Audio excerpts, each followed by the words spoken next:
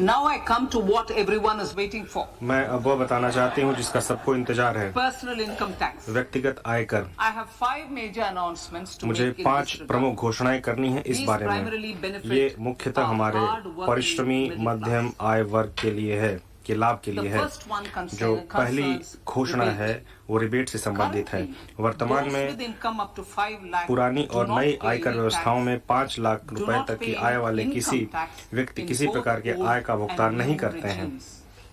I propose to मैं increase the rebate rebate की सीमा को limit to नई 7 कर lakh व्यवस्था में 7 लाख रुपए तक बढ़ाने का प्रस्ताव करती हूँ।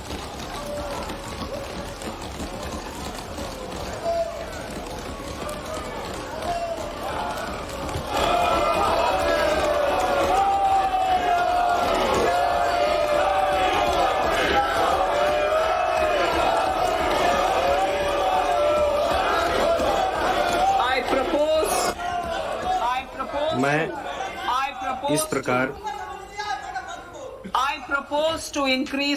इस प्रकार नई व्यवस्था कर व्यवस्था में 7 लाख रुपए तक आय वाले व्यक्तियों को कोई कर भुगतान नहीं करना होगा।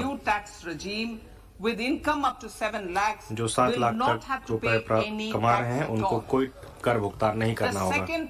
दूसरा प्रस्ताव मध्य वर्ग के आय वर्ग से संबंधित है। मैंने वर्ष 2020 में 2.5 लाख रुपए शुरू करते हुए 6 आयकर स्लैब वाली नई व्यक्तिगत आयकर व्यवस्था शुरू की थी।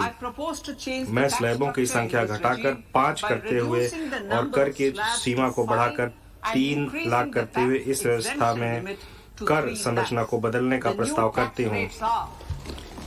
कर की नई दरें निम्नानुसार होंगी।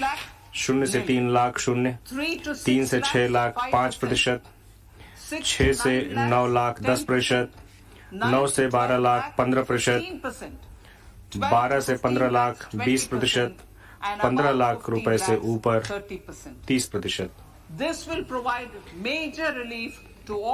इस नई कर व्यवस्था में सभी कर प्रदाताओं को बहुत बड़ी राहत मिलेगी।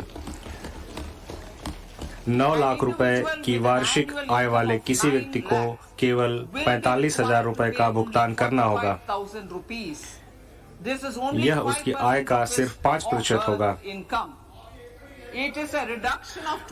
यह अब उसके द्वारा भुगतान किए जा रहे अर्थात 60,000 रुपए पर 25% की कटौती है। यह सिर्फ 45,000 हो गया है। इसी प्रकार वह व्यक्ति जिसकी आय 15 लाख रुपए आय वाले किसी व्यक्ति को केवल 1.5 लाख रुपए या उसकी आय के 10% का भुगतान करना होगा, जो कि उसकी मौजूदा देयता अर्थात 1,87,500 रुपए से 20% की कटौती होगी। मेरा तीसरा प्रस्ताव है कि वेतनभोगी वर्ग और पारिवारिक पेंशनभोगी सहित पेंशनभोगी वर्ग के लिए है, जिनके लिए मैं मानक कटौती लाभ को नई कर व्यवस्था में भी विस्तारित करने का प्रस्ताव करती हूँ। प्रत्येक वेतनभोगी व्यक्ति जिसकी आय 15.5 लाख रुपए या इससे अधिक है को परिणाम स्वरूप 52,500 रुपए का लाभ मिलेगा।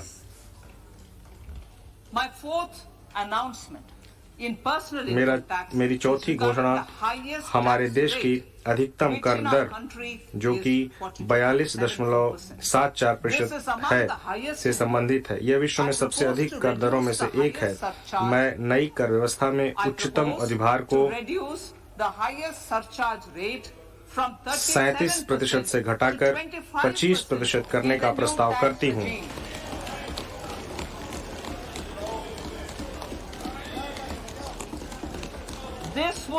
इसके परिणाम स्वरूप अधिकतम कर दर घटकर 39%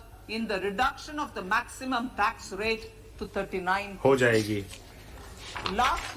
अंततः गैर सरकारी वेतनभोगी कर्मचारियों की सेवानिवृत्ति पर अवकाश के नकदीकरण पर 3 लाख रुपए तक की सीमा की छूट अंतिम बार वर्ष 2002 में नियत की गई थी, जब सरकार में अधिकतम मूल वेतन 30,000 रुपए प्रति माह था। सरकारी वेतन वृद्धि के अनुरूप मैं इस सीमा को बढ़ाकर 25 लाख रुपए करने का प्रस्ताव करती हूँ।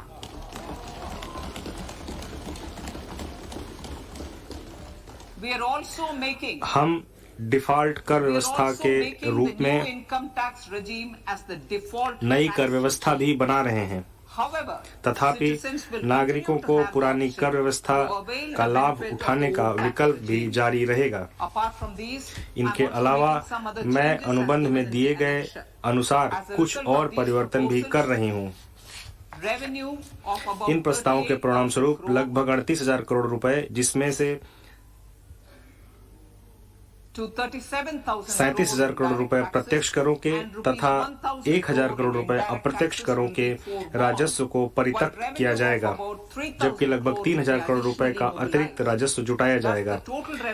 इस प्रकार कुल वार्षिक परित्यक्त राजस्व लगभग 35,000 करोड़ होगा। माननीय अध्यक्ष महोदय, इन शब्दों के साथ मैं बजट इस प्रतिष्ठित सदन को सौंपती हूँ।